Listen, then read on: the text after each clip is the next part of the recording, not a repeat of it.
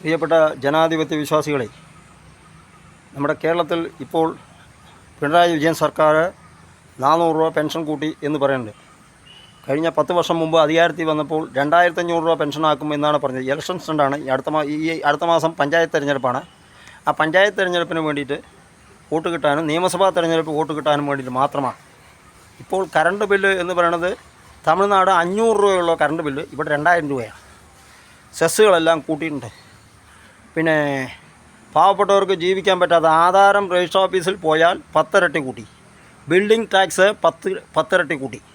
നേരത്തെ 1000 രൂപ അടയ്ക്കുന്ന ബിൽഡിംഗ് പെർമിറ്റ് ഇപ്പോൾ 10000 രൂപയായി.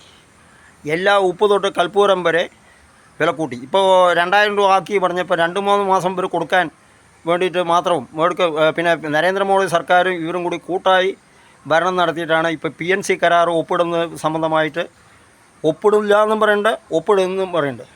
അപ്പോൾ CPIനെ ഇപ്പോൾ പെൻഷൻ കൂട്ടി ഇപ്പോൾ ഒതുക്കി നിർത്തിയിരിക്കുകയാണ്. പെൻഷൻ കൂട്ടിയിട്ടും ആശാവർക്കർമാർക്ക് 15000 21,000 കൊടുക്കേണ്ട സ്ഥലത്ത് ഒരു ന്യായമായ ഒരു വേതനം നൽകാതെ 1000 രൂപയാണ് വർദ്ധിപ്പിച്ചിരിക്കുന്നത്. പിന്നെ റബ്ബറിന് വില ഇവർക്ക് കയ്യിൽ നിന്ന് കാശൊന്നും കൊടുത്തിട്ടില്ല ഇതുവരെ.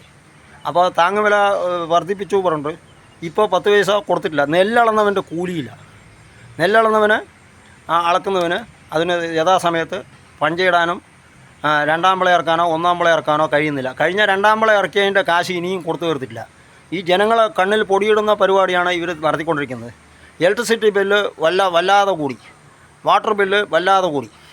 കുടിവെള്ളത്തിനൊക്കെ ഒരു സാധാരണക്കാരുടെ കുടുംബത്തിൽ 800 രൂപ 900 രൂപ 1000 രൂപയാണ് ഒരു സാധാരണക്കാരുടെ കുടുംബത്തിൽ. കറണ്ട് ബില്ല് തമിഴ്നാട് 500 രൂപയുള്ള ഇവിടെ 2000 രൂപയാണ്. അപ്പോൾ എല്ലാ മേഖലയും സമസ്ത മേഖലയും കൂട്ടിയിട്ട് ഈ തട്ടിപ്പറിച്ചെടുത്തിട്ട് ഈ നാട്ടുകാർക്ക് കൊടുക്കേണ്ട കാര്യം എന്തിരിക്കുന്നത്? തനത് ഫണ്ട് ഉണ്ടാക്കി സ്വന്തം നിലയിൽ 10 രൂപ ഉണ്ടാക്കിയിട്ട് ചെലവ് ചെയ്യുന്നതിന് പകരം കഴിഞ്ഞ 10 മുഖ്യമന്ത്രിമാർ ഭരിച്ചപ്പോൾ ഭരണകർത്താക്കൾ മുഖ്യമന്ത്രിമാർ ഭരിച്ച സമയത്ത് 1.5 ലക്ഷം കോടിയാണ് കടം. ഇപ്പോൾ അത് വന്നിട്ട് 5,40,000 കോടിയാണ്. കടമെടുപ്പ് മാത്രമാണ് നടക്കുന്നത്. ഒരു മാസം പെൻഷൻ കൊടുക്കണമെങ്കിൽ കടമെടുത്തിട്ടാണ് 940 രൂപ കോടി കൊടുക്കണത്.